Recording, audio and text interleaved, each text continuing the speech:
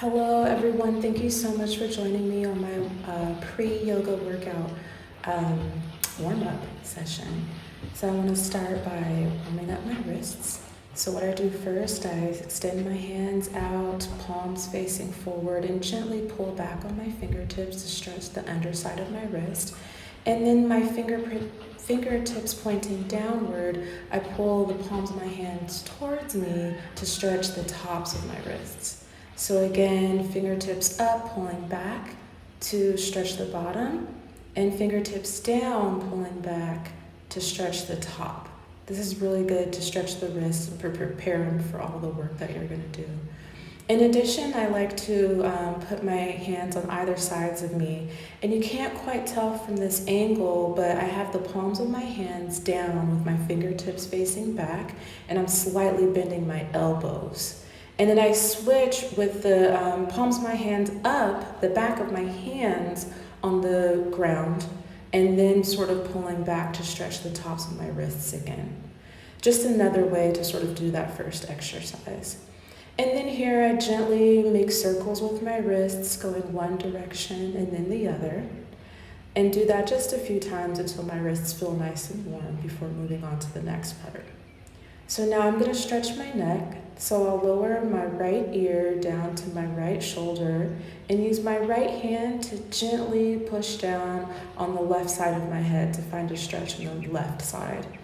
And then doing the same on the other side, put my left ear down towards my left shoulder and use my left hand to find a gentle stretch on my right side. And I will make circles with my chin sort of as my guide, using the chin to draw large circles to do some neck circles here to warm up the neck. And I'll first do one direction, inhaling as I round up, and then exhale when my chin gets to the top and lowers down to my chest. Then reversing in the opposite direction, inhaling up, exhaling down, and then just making a few large circles here with my head to warm up my neck, feeling the stretch on either side, but also the front and the back, and on the corners, diagonals as well. From neck stretches, I like to warm up my shoulders. So just doing basic shoulder circles here. You can have your fingertips on the tips of your shoulders like I have, and sort of use your elbows to draw circles. Or you can extend your arms out towards your sides and use your full arms to draw circles using your shoulders for a little bit more of a upper arm workout as well, or warm up rather as well. And again, one direction and then do the other direction. And then just making sure that you're also sitting up nice and tall while you're here. You can't quite see yet, but I actually have a blanket underneath me that I'm sitting on to help make sure that my spine is nice and strong and erect.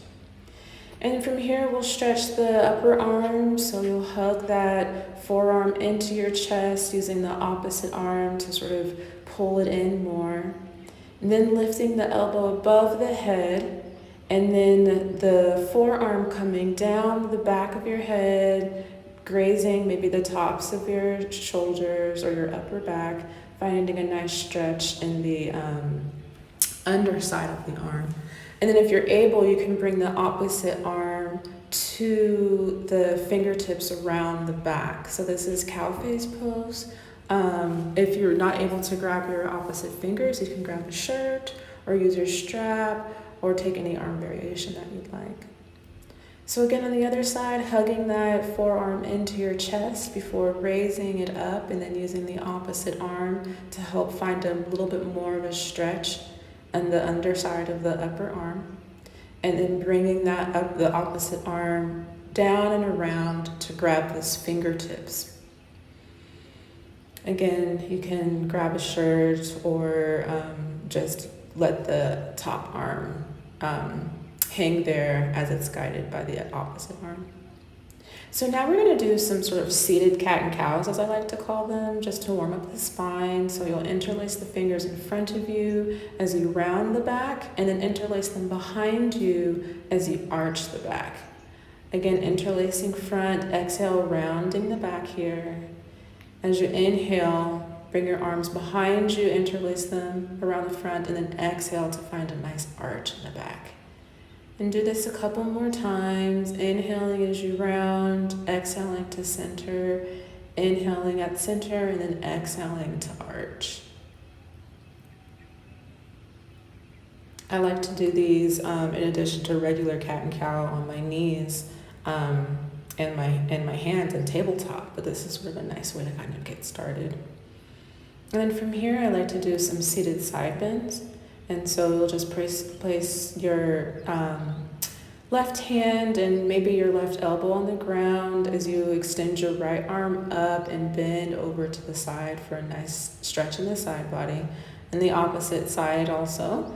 Left hand down, elbow down, right hand up, overhead. Making sure that both of your sit bones are grounded on the ground and that not one of them is coming up, to make sure that you're maintaining integrity of the stretch. And then here's some just really simple twists. Twisting to the right here and then twisting to the left, using the opposite hand at the opposite hand at the knee that you're stretching towards to help use that leverage to deepen the twist a little bit more, placing the opposite hand behind you. And so from here, we're going to go into just some stretches here, some hip openers while we're in this seated position, cross legs, Sukhasana position. And you'll just go ahead and lean forward as much as you can or you're able to find a nice stretch in the outer hip. Here you can, if you have a block, it's really nice to place a block under your forehead. And then you want to make sure that you, switch legs so that you are finding a nice balance and stretch, equal stretch on both hips, outer hips. So again, you'll just fold forward as much as is comfortable for you. Making sure that if you feel any pain in the knee, that you gently back out of the stretch. You don't want to compromise your knee. And then from here, we'll just go into some seated forward folds. We'll start with our knees nice and bent, just so we can start stretching out the back muscles a little bit more. So you'll bend the knees, reaching towards the feet, the soles of the feet. You can grab the feet or the toes or your ankles or your pants. Just leaning forward with your knees nice and bent here to find a nice stretch in your lower back and maybe your hamstrings. And if your hamstrings are a little bit more flexible, if you want to straighten your knees and then lean forward, hinging from your hips, and then grabbing the soles of your feet or your toes or your ankles here, you might find a little bit deeper of a stretch in your hamstring. So from here, we're going to go into another stretch on those outer hips. So you'll cross your legs, one underneath, and then the other one, your sole of your foot will come to the ground. And then you'll turn towards that elevated leg and placing the opposite arm. I have my right arm here behind me, behind my hip. And I'm using my left arm, hugging my knee into my chest to give me a little bit more momentum, or more leverage rather, to twist a bit deeper. So you'll switch legs when you're ready, making sure both sit bones are grounded onto the floor, the mat, or the cushion. And then you will, again, put your one leg twisted, crossed underneath you, and the other one, the sole of the foot is down while the knee is up, and you're hugging that knee into your chest as you find a deeper twist on that other side with your hand behind you to support you. And from here, I like to go into just a couple of really nice bent knee forward folds and finding a nice sway back and forth, just to, again, loosen up that lower back just a little bit. Warming up those hips, warming up the hamstrings, finding some length in the spine, stretching out that lower back a bit. You can take whatever hand variation you like here. I like to grab opposite elbows, but you can let your arms hang, making sure that your head is hanging heavy as well, so that your neck is also relaxed and finding a stretch.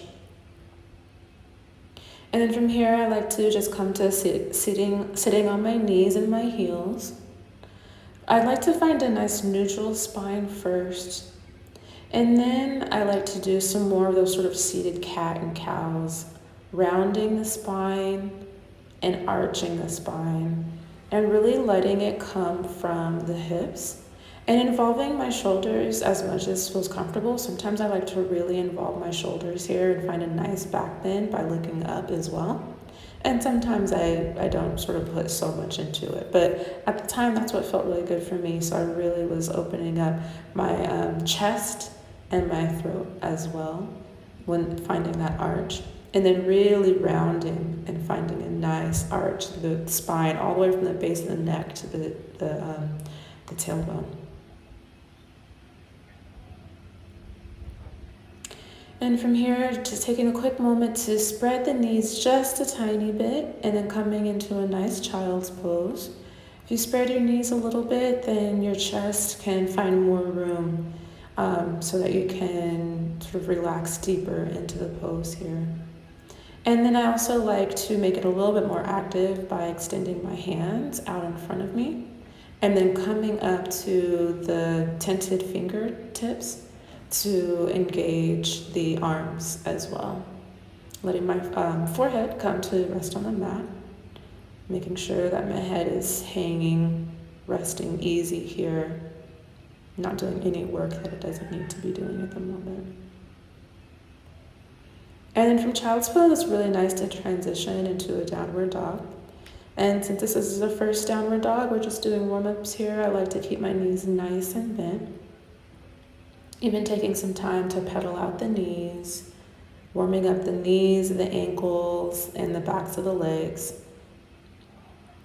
Letting my head hang heavy here. Remembering to ground my hands down, the mounds of my fingers down onto the mat. And that's sort of how I like to do my morning warm-ups. Thank you so much for joining me.